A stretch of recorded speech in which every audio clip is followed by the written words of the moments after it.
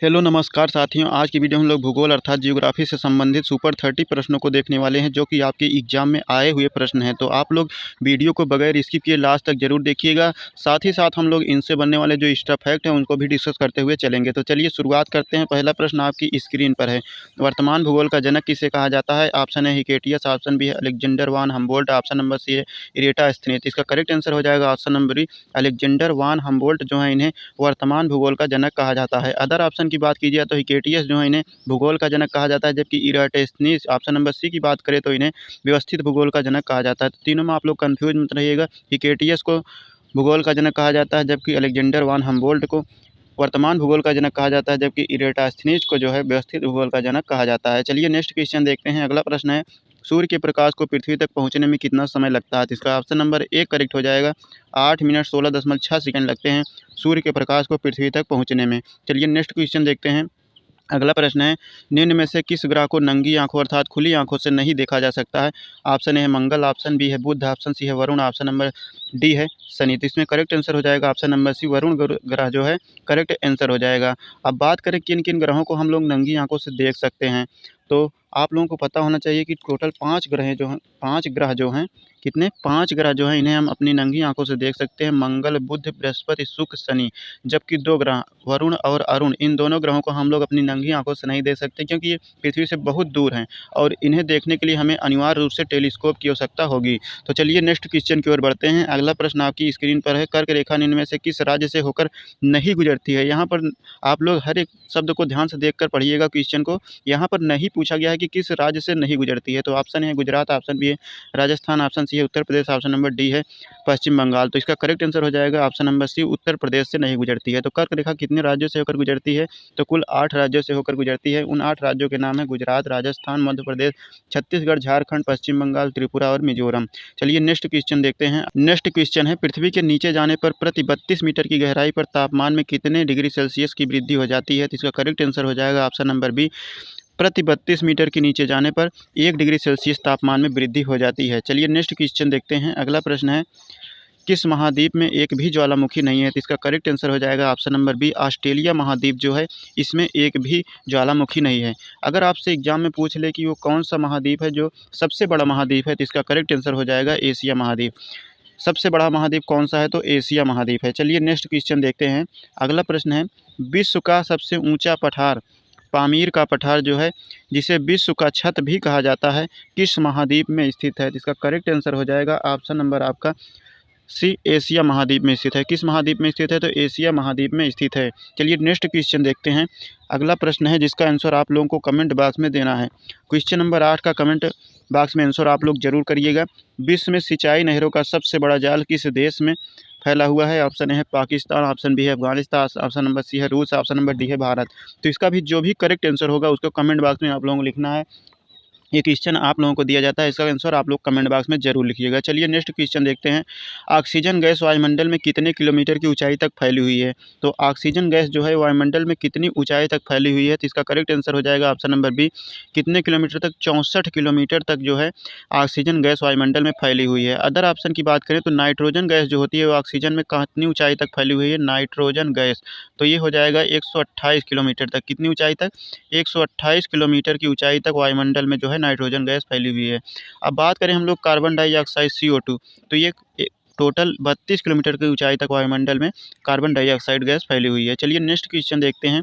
अगला प्रश्न है, भूमध्य सागर एवं अटलांटिक महासागर किस जल संधि के द्वारा आपस में जुड़ते हैं? तो इसका करेक्ट आंसर हो जाएगा ऑप्शन नंबर बी, जिब्राल्टर जल संधि के द्वारा जो है भूमध्य सागर एवं अटलांटिक महासागर जल संधि जिब्राल्टर के द्वारा एक दूसरे से जुड़ते हैं। चलिए नेक्स्ट क्वेश्चन देखते हैं।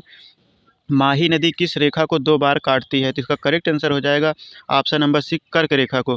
किस रेखा को? कर्क रेखा को माही नदी जो है ये 2 बार काटती है। अदर ऑप्शन की बात की जाए तो विषुवत रेखा जो है, विषुवत रेखा को कांगो या जिसे जायरे नदी कहते हैं ये 2 बार काटती है। और मकर रेखा की बात करें तो इसको लिम्पोपो नदी जो कि दक्षिण अफ्रीका में 2 बार काटती है मकर रेखा को। चलिए नेक्स्ट क्वेश्चन देखते हैं। अगला प्रश्न आपकी स्क्रीन पर है, पेरिस शहर किस नदी के किनारे स्थित है? मोस्ट इंपॉर्टेंट क्वेश्चन है। तो करेक्ट आंसर हो जाएगा ऑप्शन नंबर ए, सीन नदी के किनारे स्थित है। किस नदी के किनारे?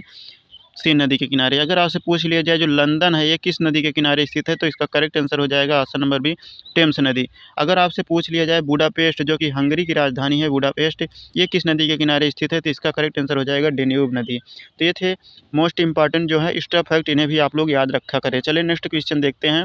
अगला प्रश्न है, निम्न में से कौन सा देश भारतीय उपमहाद्वीप में सम्मिलित नहीं है? ऑप्शन ए है भारत, ऑप्शन बी है पाकिस्तान, ऑप्शन सी है बांग्लादेश, ऑप्शन नंबर डी है म्यांमार। तो इसका करेक्ट आंसर हो जाएगा ऑप्शन नंबर डी, म्यांमार। अब यहाँ पर भारतीय उपमहाद्वीप की बात आई है, तो भारतीय उपमहाद्वीप में कुल कितने देश हैं? तो कुल 5 देश हैं, भारत, पाकिस्तान, बांग्लादेश, नेपाल, भूटान। जबकि म्यांमार भारतीय उपमहाद्वीप में नहीं आता है, तो इसका करेक्ट आंसर हो जाएगा ऑप्शन नंबर डी। चलिए नेक्स्ट क्वेश्चन देखते हैं।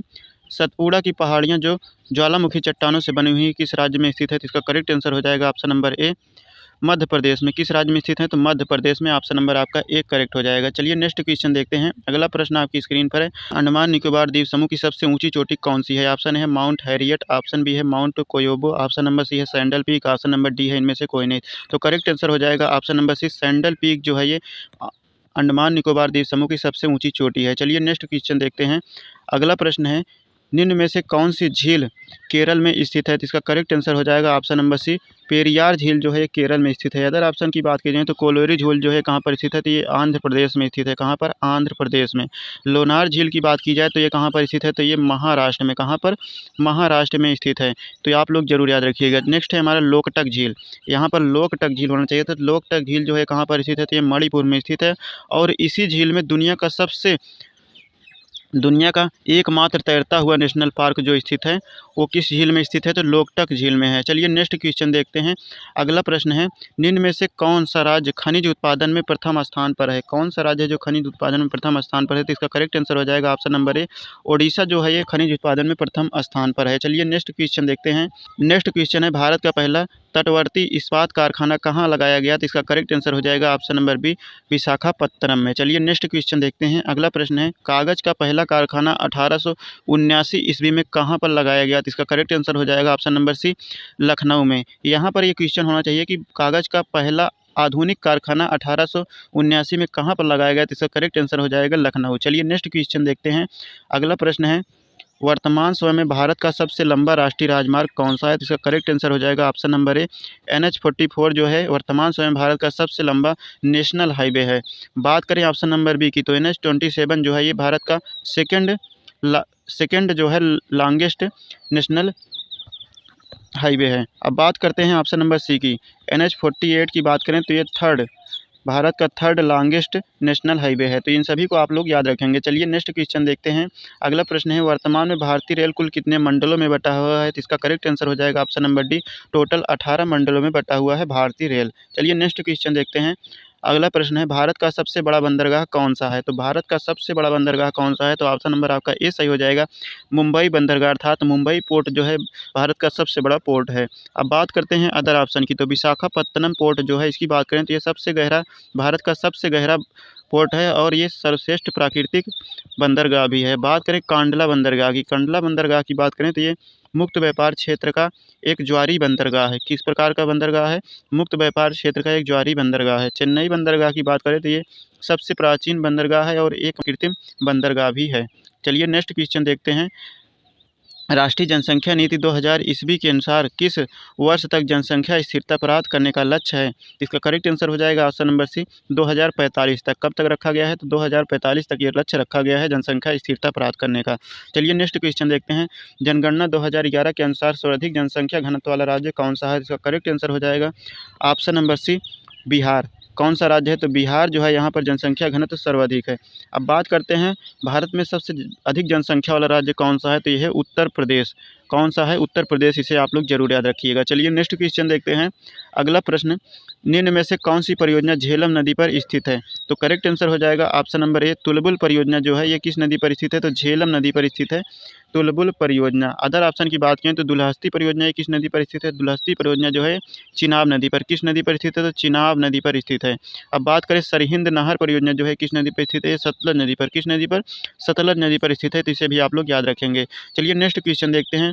देश का सर्वाधिक राष्ट्रीय उद्यान वाला राज्य जिसे टाइगर स्टेट भी कहा जाता है कौन सा है? तो करेक्ट आंसर हो जाएगा option number B, Madhya Pradesh की राजधानी की बात की जाए तो इसकी राजधानी कहाँ पर है, तो इसकी राजधानी है भोपाल। कहाँ पर है, इसकी राजधानी भोपाल है। और देश का जो है सोया स्टेट किसे कहा जाता है, तो मध्य प्रदेश को ही सोया स्टेट भी कहा जाता है, क्योंकि यहाँ पर सोयाबीन भी सबसे अधिक होता है। चलिए नेक्स्ट क्वेश्चन देखते हैं। अगला प्रश्न है, निम्न में से किस शहर को कर्नाटक का रतन कहा जाता है, तो मैसूर शहर जो है इसे कर्नाटक का रतन कहा जाता है। ऑप्शन नंबर ए सही हो जाएगा। बात करें ऑप्शन नंबर बी मदुरई की, तो मदुरई जो है इसे और क्या कहा जाता है, मदुरई को त्योहारों का नगर कहा जाता है। चलिए नेक्स्ट क्वेश्चन देखते हैं। अगला प्रश्न है, कौन सी जनजाति दीपावली को शोक त्यौहार के रूप में मनाती है, तो इसका करेक्ट आंसर हो जाएगा ऑप्शन नंबर सी, थारू जनजाति जो है ये दीपावली को शोक त्यौहार के रूप में मनाती है। ऑप्शन नंबर सी करेक्ट हो जाएगा। चलिए नेक्स्ट क्वेश्चन देखते हैं।